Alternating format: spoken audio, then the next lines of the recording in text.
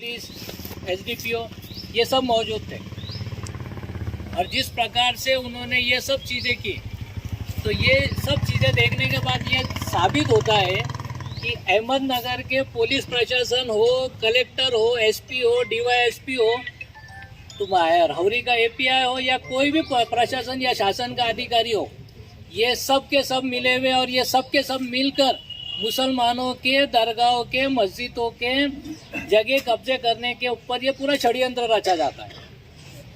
हमने बार बार पुलिस प्रशासन को, कलेक्टर को, इनको बताया कि भाई कुछ जातिवादी आतंकी संगठन के लोग दरगाह के अंदर घुसकर बेहुरमती कर रहे, दरगाहों के वहाँ मूर्ति बिठाने के प्लानिंग कर रहे हैं। ये सब चीज़ें बताने के बाद जिस तरह से अहमदनगर कलेक्टर साहब ने और अहमदनगर पुलिस अधीक्षक साहब ने जिस तरह से भूमिका निभाई, इससे ये साबित होता है कि कहाँ ना कहाँ ये जातिवादी आतंकी संगठन के साथ में इनका मेल मिलाप है, चाहे वो पर्दे के पीछे हो या किसी के जरिए हो।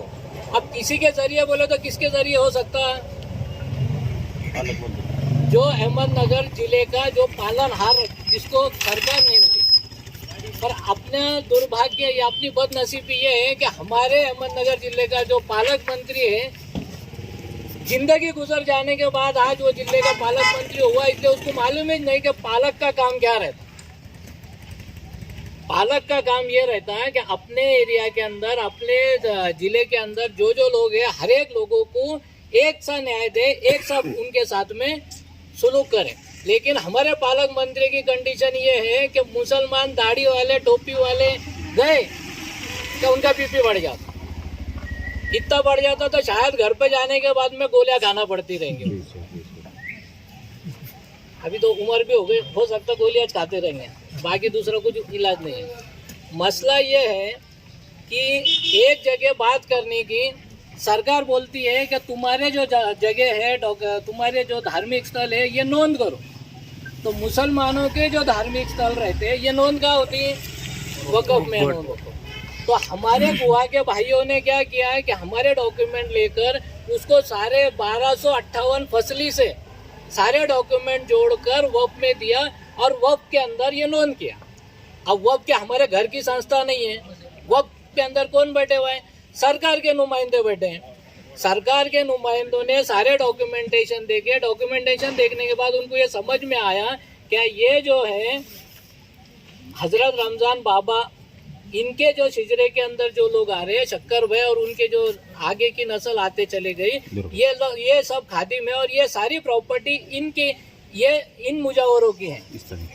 ये सब देखने के बाद में कुछ अचानक से जातिवादी संगठन के लोग खड़े हो गए और उन्होंने ये दावा किया कि नहीं, ये हमारी देवस्थान है। अब मुझे तो हमेशा एक सवाल आता है कि जहाँ जहाँ दरगाह है कि इनके देवस्थान कैसे क्या तैयार होते, जहाँ भी देखो अहमदनगर जिले के अंदर तो इतने हैं कि उसका हिसाब निकालेंगे ना तो सब जगह यही मिलेंगे।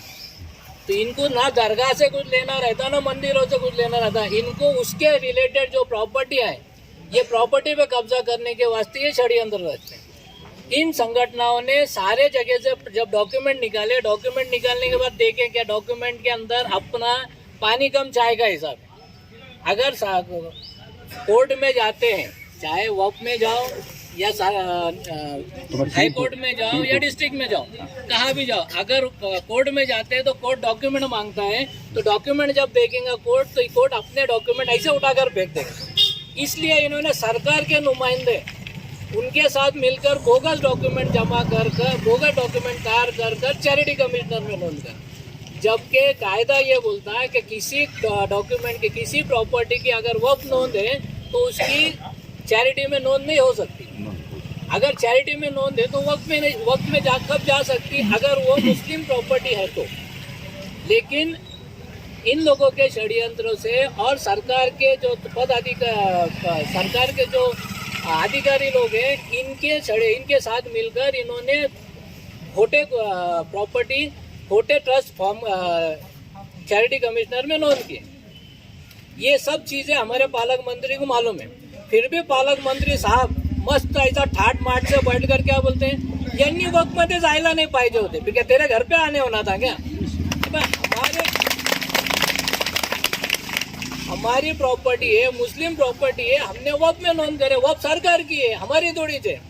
लेकिन वक्फ में जाने के बाद इनके ध्यान में आया है कि ये जो षड्यंत्र रच रहे थे, जैसा उन्होंने दाढ़ में रचा, वो षड्यंत्र इनको यहाँ नहीं करते आएगा करके